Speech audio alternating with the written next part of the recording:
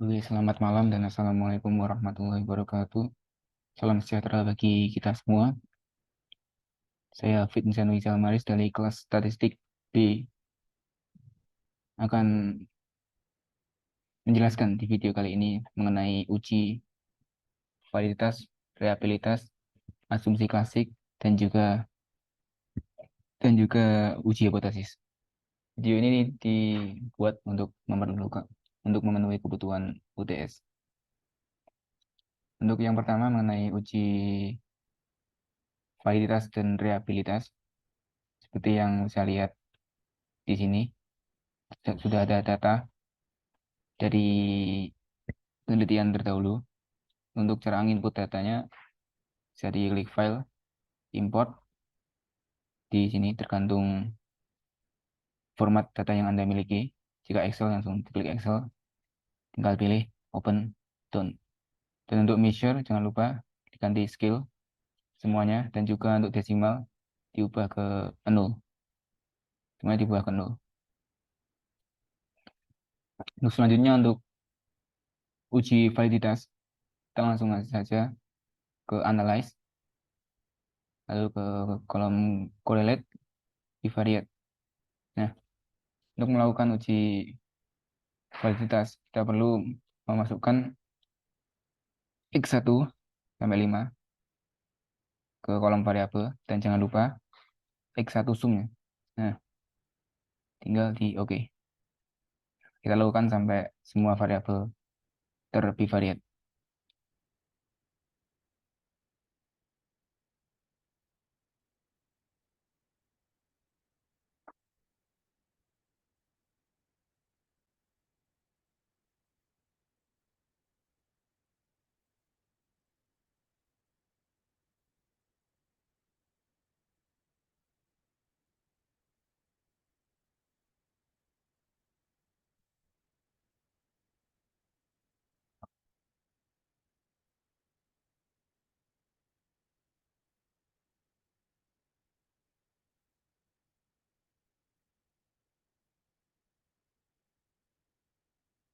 Nah, seperti ini.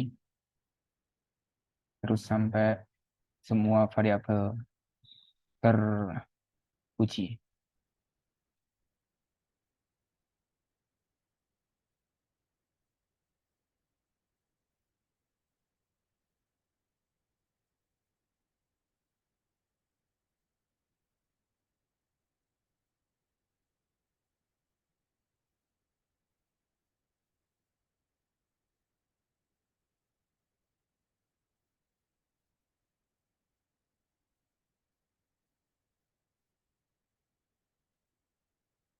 Nah, ya sudah begini. Yang kita lihat adalah jumlah dari detail. Nah, di sini mulai dari X1 0, X2 0, X3 0, dan juga X4 0 dan Y 0. Ini menunjukkan bahwa semua data terhubung dengan baik dan tervalidasi dengan baik. Lalu selanjutnya kita akan melakukan uji reliabilitas. Maaf, maksudnya ya benar, uji reliabilitas. Untuk caranya, langsung saja kita klik analyze, lalu kolom scale reliability analysis. Nah, di sini ada dua kolom, item dan ratings. Kita hanya menggunakan item di sini. Jadi kita masukkan X1 sampai 5. Jangan lupa modelnya alpha, statistik. Nah, ini item dicentang, scale, scale if item delete, dan inter-itemnya correlation. Jangan lupa settingannya, continue, dan oke. Nah, oh iya, untuk uji reliabilitas ini, alat ukurnya adalah nilai Cronbach's alpha.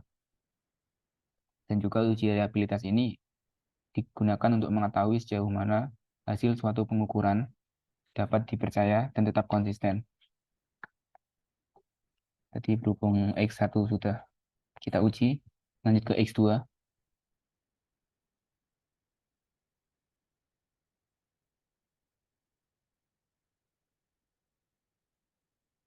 Lanjut. Oke.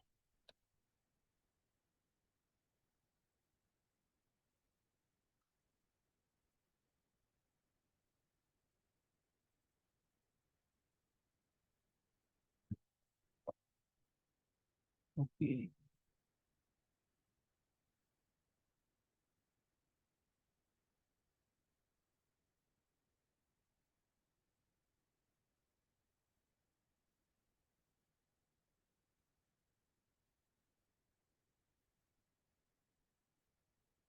Uh,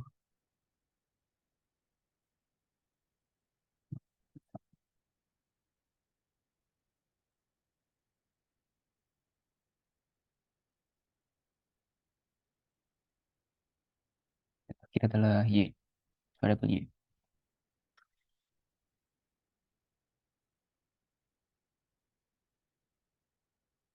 Nah, untuk melihat uji reliabilitas kita dapat dipercaya atau konsisten, kita bisa dilihat dari nilai Cronbach alpha, suatu variabel, kita mulai dari atas. Nah, dari X1, Cronbach alpha-nya adalah 0,875. Ini dapat disimpulkan bahwa ketika nilai Cronbach alpha lebih besar dari 0,60, maka kuesioner dinyatakan reliable atau konsisten. Ini dikemukakan oleh Ghazali pada tahun 2006. Dan untuk S1 reliable karena dia di atas 0,6. Untuk X2 kita lihat Cronbach alpha 0,8, di atas 0,6 variabel lagi. X3 variabel, X4 variabel, dan untuk Y variabel. Jadi dinyatakan bahwa data ini variabel dan tervalidasi dengan baik. Untuk selanjutnya yaitu uji asumsi klasik.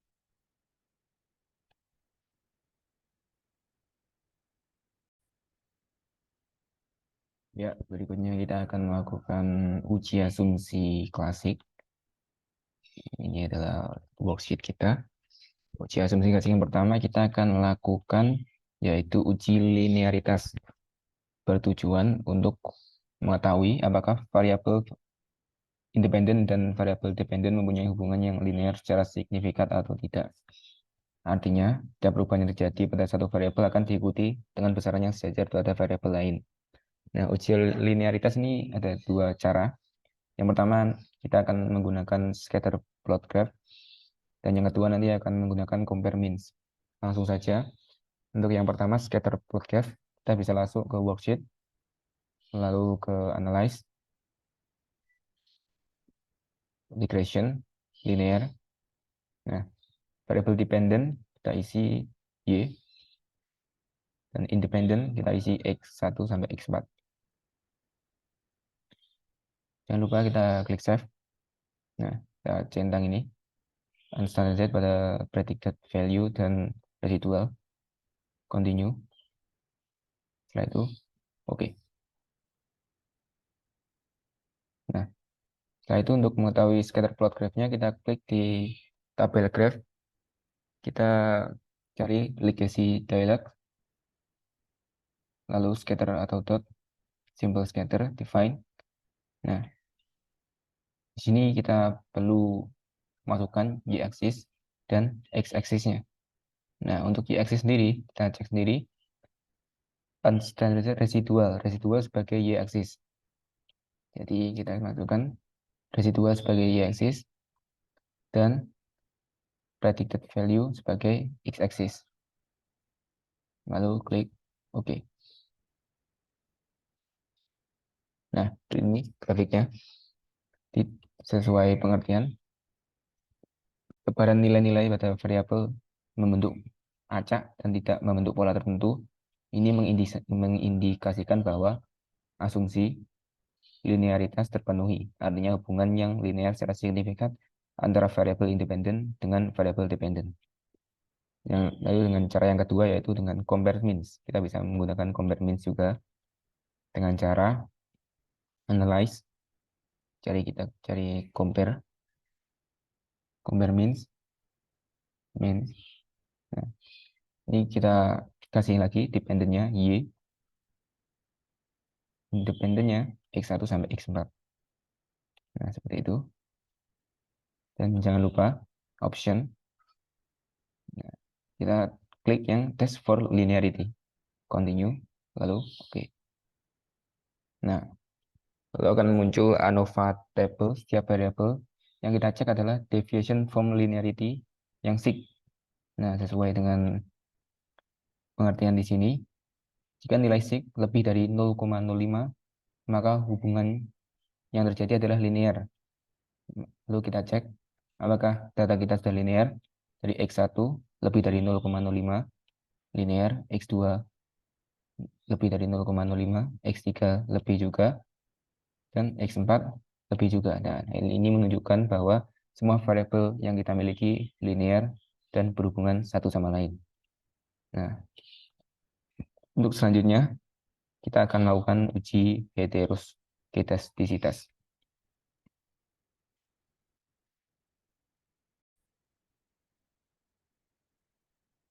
Selanjutnya kita akan melakukan uji klasifikasi berikutnya, yaitu heteroskedastisitas dan juga uji normalitas. Nah, langsung saja untuk uji heteroskedastisitas ini bisa dilihat dari grafik scatter plots, dan juga nanti yang kedua uji heteroskedastisitas melalui uji Glaser. Untuk uji normalitas kita dapat melihat dari analisis normal PP plot nanti, dan juga grafik. Dan juga nanti yang kedua adalah uji normalitas dengan Kolmogorov-Smirnov. Langsung saja kita praktek di sini. Untuk uji heteroskedastisitas, pertama adalah klik Analyze Regression Linear Plots.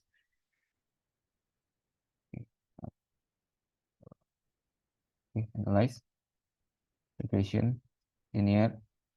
Nah, tadi kita fokusnya ke Save. Kita sekarang untuk heteroskedastisitas ke Plots.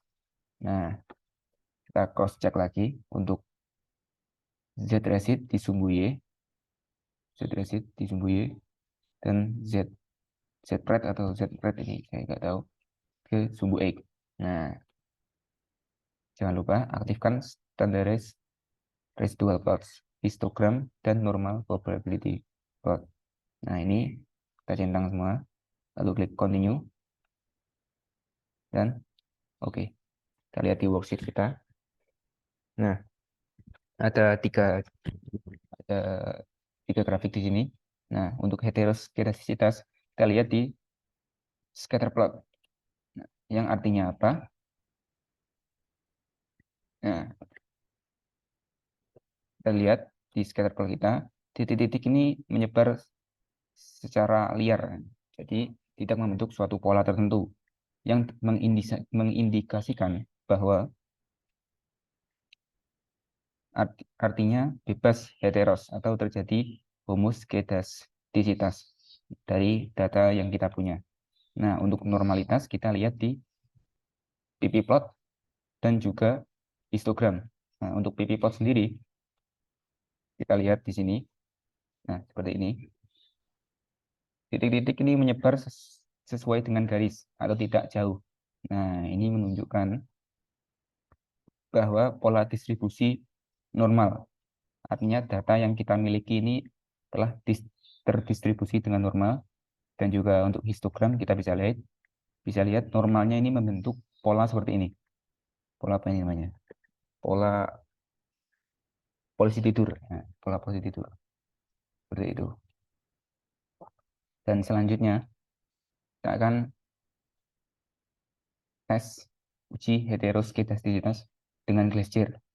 Nah, untuk caranya analyze regression linear. Nah, ini tadi sudah. Lalu kita langsung ke menu transform. Kita ke worksheet, transform, kita ke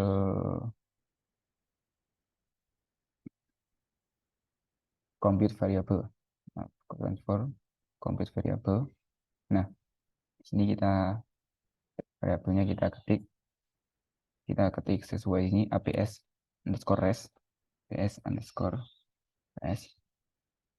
Nah, di sini kita pilih APS.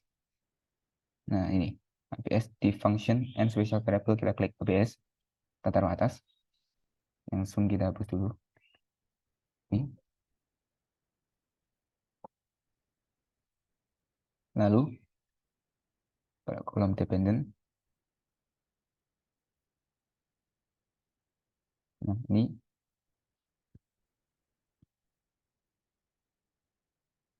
APS yang kita isi sesuai dengan arahan di PPT.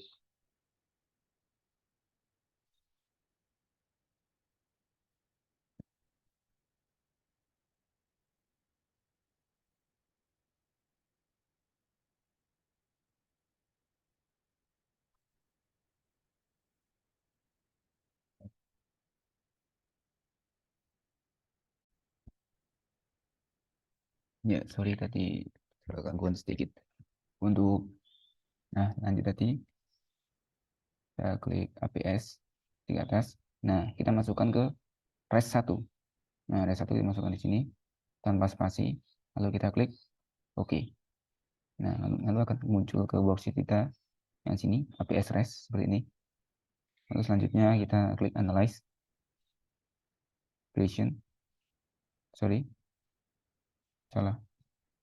Analyze regression linear. Nah, independen Y yang sebelumnya Y kita keluarkan, kita ganti ke APS res. Nah, kita klik APS res dan klik save pada kotak residual dan hilangkan centang pada unstandarized. Nah, seperti ini. Ini kita hilangkan, continue, lalu OK. Lalu akan muncul di worksheet kita. Yang kita lihat di sini adalah ini dia.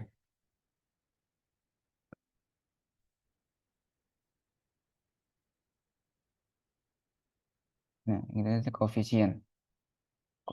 Kita lihat koefisien pada worksheet kita. Nah, di X1 0,003, X2 0,288, X4 0,001. Nah, lalu kita cek pengertiannya. Di sini adalah ketika signya lebih dari 0,5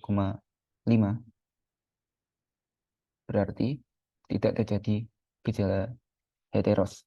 Lalu kita lihat data kita apakah lebih dari 0,05. Nah, data kita di tes Glacier ini semuanya mengalami gejala heteros dari X1 sampai X4 seperti itu. Dan selanjutnya kita akan melakukan tes uji asumsi klasik lagi ke uji normalitas dengan Kolmogorov-Smirnov test. Nah, di sini kita bisa analyze regression. Tadi sudah. Kita langsung klik menu analyze. Ke box kita.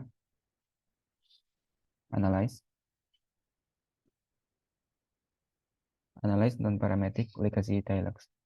Analyze. Kita cari non-parametric legacy dialog. Kita ke one sample KS. Nah, apa yang harus kita isi di sini? Yaitu adalah masukkan variabel unstandardized residual ke kotak test variable.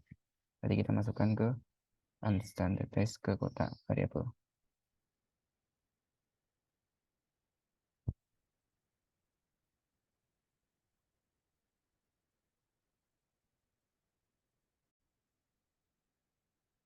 Ya, jadi setelah seperti ini, kita ulang lagi ya, supaya aman. Untuk Kolmogorov, uji normalitas, analyze, lalu kita cari yang namanya non-parametric test, legacy dialog, kita ke one sample KS. Nah, setelah muncul seperti ini, kita masukkan data res1 ke kolom test variable list. Nah, kita cari res1. Nah, ini res1 itu maksudnya. Dan jangan lupa test distribution, kolom normalnya dicentang. Lalu langsung oke. Nah, lalu akan muncul table one sample Kolmogorov Smirnov test. Nah, yang kita lihat di sini apa? Yang kita lihat di sini adalah nilai asymsit. Nah, kita lihat asymsitnya 0,008. Berarti artinya data artinya jika lebih dari 0,05 data tersebut berdistribusi normal. Nah, kita lihat asumsinya kita 0,008. 0,05 berarti data kita menurut sampel Kolmogorov Smirnov test tidak normal. Jadi kita disimpulkan bahwa kita telah melakukan 3 uji asumsi klasik tadi dari linearitas, normal, terus heteroskedastisitas menurut scatter plot normal, tetapi menurut uji heteroskedastisitas dengan Glacier ada beberapa data yang tidak normal. Lalu normalitas kita menguji dengan histogram dan scatter plot normal, namun menguji dengan normalitas Kolmogorov tidak normal. Jadi seperti itulah kesimpulannya.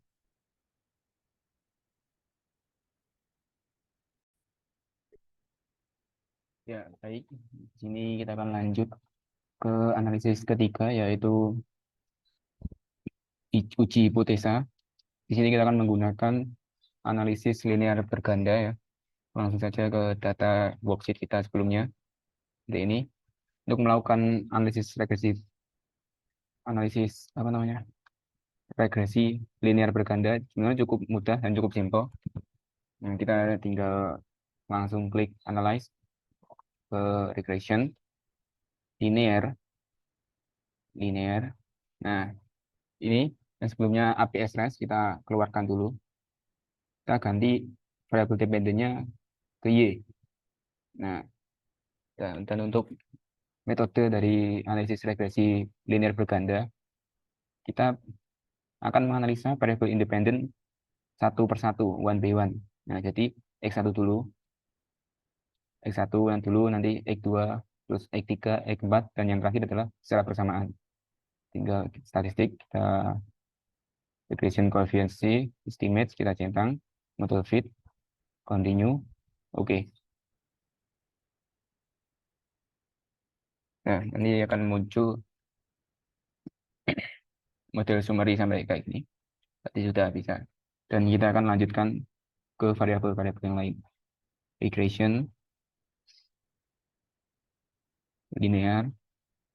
Nah, X kita keluarkan, ganti ke variabel X2, ke variabel independen, klik OK.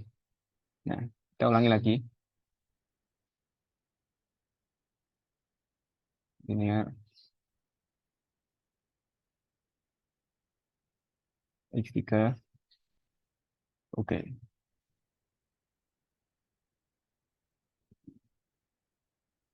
Linear, ganti X4, terus OK. Dan yang terakhir adalah gabungan. Ketika variabel X-nya ada 4, kita akan uji satu persatu dulu, dari X1 sampai X4, lalu yang terakhir adalah gabungan dari 4 variabel tersebut. Namun jika kalian memiliki variabel lebih dari 4 atau kurang dari 4, jadi itu menyesuaikan. Nah, yang terakhir adalah gabungan dari variabel X1 sampai X4. Tinggal kita oke. Nah, seperti ini datanya. Dan uji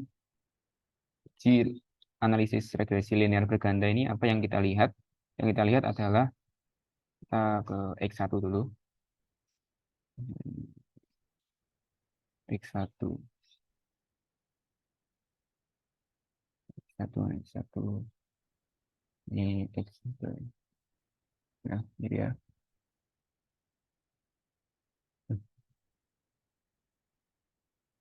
S. Nah, ini X1. Kita lihat yang dilihat adalah model summary-nya. Nah, rangkumannya ya dia. Di sini ada R square. Nah, yang dilihat ada dua angka ini, R sama R square. Lalu apa artinya 0,504 pada R dan 0,25,4 pada R square? Nah, kita bisa lihat di PPT. Nah, ini dia interpretasi koefisien korelasi dalam R. Kita lihat ada X1 berapa? 0,5. Berarti masuk ke dalam korelasi sedang. Sedangkan R square-nya mencapai mencapai 0,25 atau 25%.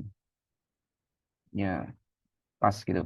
R-nya sedang, terus R square-nya 25%. Nah, ini menunjukkan bahwa 75% lainnya ini dipengaruhi oleh variabel lain. Lalu kita lihat ke X2. Nah, ini untuk X2, R-nya adalah 0,7. Kita lihat 0,7, korelasi kuat. Korelasi kuat, dan R square-nya 0,52. Berarti dipersenkan menjadi 52%. Nah, ini ini kuat di X2. 52% dari R square menunjukkan bahwa 47,8% lainnya dipengaruhi oleh variabel lain. Lalu kita lihat di X3. Nah, X3 R-nya adalah 0,654. Kita lihat 0,6, korelasi kuat dengan R square-nya 42%. Nah, ini menunjukkan bahwa 58,2% lainnya dipengaruhi oleh variabel lain. Dan yang berikutnya yaitu X4. Kita lihat X4. Nah, ini 0,802 di X4. Korelasi sangat kuat menunjukkan bahwa di X4 ke variabel Y ini menunjukkan bahwa mereka memiliki korelasi yang sangat kuat sekali dibuktikan dengan angka R-nya yang mencapai 0,8 dan R square-nya mencapai 64,3%, yang artinya X4 dan Y ini berhubungan sebanyak, maksud saya bukan berhubungan, maksudnya terkorelasi sebanyak 64,3% dan 26% lainnya dipengaruhi oleh variabel lain. Nah, yang terakhir adalah kita cek uji gabungannya tadi. Nah, dari X4, X1, X3, dan X2, kita lihat model sumbernya ternyata ketika digabung X1, X2, X3, dan X4 memiliki korelasi yang sangat kuat terhadap variabel Y. Ini dibuktikan dengan nilai R yang mencapai angka 0,83, yang artinya korelasi sangat amat kuat di sini. Dan R square-nya menyentuh angka 70%. Nah, ini luar biasa. Berarti memang relasi hubungan antara X1, X2, X3, dan X4 terhadap variabel Y ini sangat kuat jika dihitung secara bersama-sama. Nah, seperti itu untuk menghitung analisis regresi linear berganda. Dan selanjutnya kita akan lanjut ke kita akan uji kelayakan model.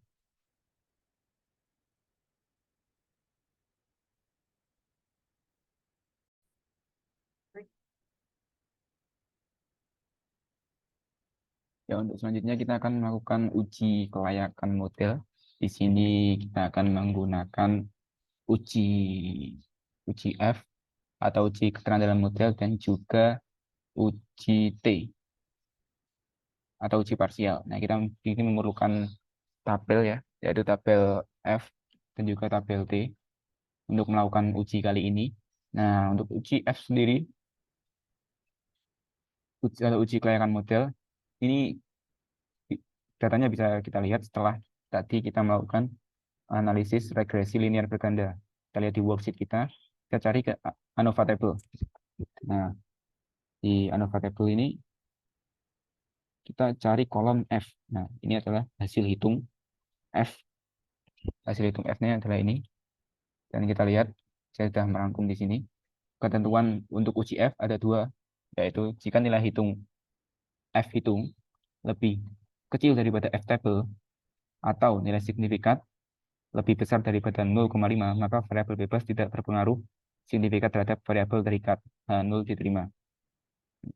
Dan ketentuan kedua, jika nilai F hitung lebih besar daripada F table atau nilai sig lebih kecil daripada 0,05, maka variabel bebas berpengaruh signifikan terhadap variabel terikat H0 ditolak. Nah, untuk mengetahui F table, kita perlu menghitung dengan menggunakan rumusnya adalah DF sama dengan N1 sama dengan K-1. Yang kedua adalah DF N2 sama dengan N-K. Nah, K di sini adalah jumlah variabel dan N adalah jumlah sampel. Langsung saja ke rumus ini. DFN1 sama dengan K-1. K adalah jumlah variabel. Variabel kita ada 5 min 1. 5 min 1 sama dengan 4. Dan DFN2 merupakan jumlah sampel dikurangi jumlah variabel. Total sampel kita adalah 121 dikurangi 5 sama dengan 116. Nah, kita cari 4 dan 116 pada F table. F table 4 dari 4, N1-nya 4, N2-nya jelas 116. 116. 416. Nah, ini ketemu 2,46. Ketemu 2,46. Kita masukkan di sini. Nilai F table-nya adalah 2,46. Langsung kita hitung ya. Kesimpulannya, F hitung. Kita lihat di worksheet. F hitungnya adalah 68,548. Kita tulis di sini. Ternyata lebih besar daripada F table yang bernilai 2,46. Dengan tingkat sig-nya, kita lihat di sini, sig 0,00, yang artinya lebih kecil daripada 0,05. Maka sesuai ketentuan, jika nilai F hitung lebih besar daripada F table atau nilai sig lebih kecil daripada 0,05, maka variabel bebas berpengaruh signifikan terhadap variabel terikat H0 ditolak. Nah, sesuai dengan nilai hitung kita, yaitu F hitungnya lebih besar daripada F table atau nilai sig-nya lebih kecil daripada 0,05, maka H0 ditolak. Artinya terdapat pengaruh yang signifikan dari variabel bebas terhadap variabel Y. Nah, untuk selanjutnya uji T. Kurang lebih sama. Kita mengambil data dari hasil uji analisis regresi linear berganda dan kita memerlukan tabel T. Tabel T di sini untuk melihat apa? Untuk melihat nilai T tabel. Nah, langsung saja di sini. Kita lihat dulu ketentuan dari uji T atau uji parsial, yaitu yang pertama, jika nilai T hitung lebih kecil daripada T table atau nilai sig lebih besar daripada A, maka variabel bebas tidak berpengaruh signifikan terhadap variabel terikat H0 diterima. Ketentuan kedua, jika nilai T hitung lebih besar daripada T table atau nilai sig lebih kecil daripada A, maka variabel bebas berpengaruh signifikan terhadap variabel terikat H0 ditolak. Nah, ini kita bisa lihat nilai T hitung di worksheet ANOVA table, koefisien yang T. Nah, ini adalah nilai T hitungnya, sedangkan sig-nya adalah di kolom sig. Nah, ini T hitung dan sig. Lalu T tabelnya kita akan mencari menggunakan rumus DF sama dengan N min K. N adalah total sampel dikurangi K yang merupakan jumlah variabel. Jadi jumlah sampel dikurangi jumlah variabel ketemu 116. Lalu kita lihat di T tabel 116. 116 di sini kita menggunakan 0,05 di sini. Kita cari yang 116. 116. Nah, ketemu 165,810. 165,810. Nah, 1,58. Nah, kita lihat bahwa sini untuk X1, hipotesis 1 dari X1 adalah, kita lihat di worksheet. Nah, T hitungnya adalah 0,401. yang artinya lebih kecil daripada T tabel yang senilai 1,658. Atau kita lihat sig-nya 0,689, 0,89 yang artinya lebih besar daripada 0,05, maka variabel X1 tidak berpengaruh signifikan terhadap variabel terikat. H0 diterima. Di sini sesuai dengan ketentuan yang tadi, nilai T hitung lebih kecil daripada T tabel, nilai sig lebih besar daripada A. Maka tidak berpengaruh signifikan terhadap variabel terikat, H0 diterima. Hipotesis X2, ternyata kita lihat di sini T hitungnya adalah 3,512 yang artinya lebih besar daripada T table, atau nilai sig-nya tetap lebih kecil daripada 0,05, maka variabel X2 berpengaruh signifikan terhadap variabel terikat, H0 ditolak. Nah, hipotesis ketiga sama dengan kedua, variabel X3 berpengaruh signifikan karena T, T tabel, T hitung lebih besar daripada T tabel, dan sig-nya lebih kecil daripada 0,05. Dan untuk hipotesis 4, X4 sama juga dikarenakan X hitung lebih besar daripada X table atau sig-nya lebih kecil daripada 0,05.